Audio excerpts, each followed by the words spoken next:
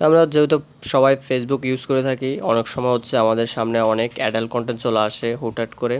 আমরা তখন এটা স্কিপ করতে পারি না। হয়তো এখন হচ্ছে রমজান মাস চলতেছে, এখন এই ধরনের ভিডিও যদি সামনে চলে আসে হয়তো রোজারও সমস্যা হতে পারে, বা এই ধরনের কন্টেন্ট দেখে আমাদের হয়তো বা অনেকের চোখের গুণা হয়ে যেতে পারে। এই জন্য আমরা আজকের এই ভিডিওতে দেখব কিভাবে এই কন্টেন্টগুলো আমরা হাইড করে ফেলতে পারি একবারে চিরতরে। এই কন্টেন্টগুলো আর আমাদের সামনে আসবে না ফেসবুকে স্ক্রল করলে।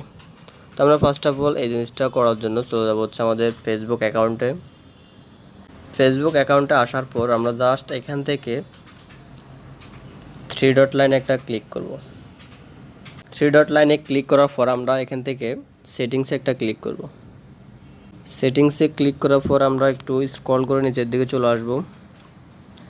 স্ক্রল করে নিচের দিকে আসলে আমরা জাস্ট এখান থেকে প্রিফারেন্সেস থেকে কন্টেন্ট প্রিফারেন্সেসে একটা ক্লিক করব।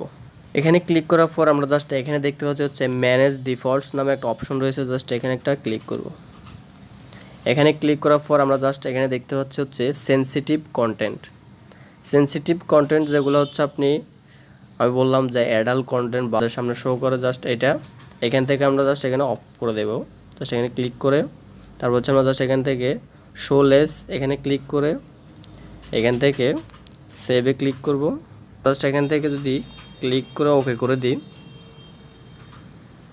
জাস্ট আমাদের সোশ্যাল মিডিয়াতে এখন আর কোনো কন্টেন্ট বা অ্যাডাল্ট কোনো কন্টেন্টে আমাদের এখানে কী করবে না, শো করবে না।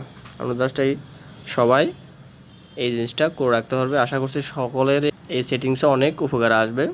তো গাইজ, মূলত এই ছিল আমার আজকের ভিডিও। যদি ভিডিওটা ভালো লাগে থাকে অবশ্যই লাইক কমেন্ট শেয়ার করতে ভুলবেন না। ধন্যবাদ।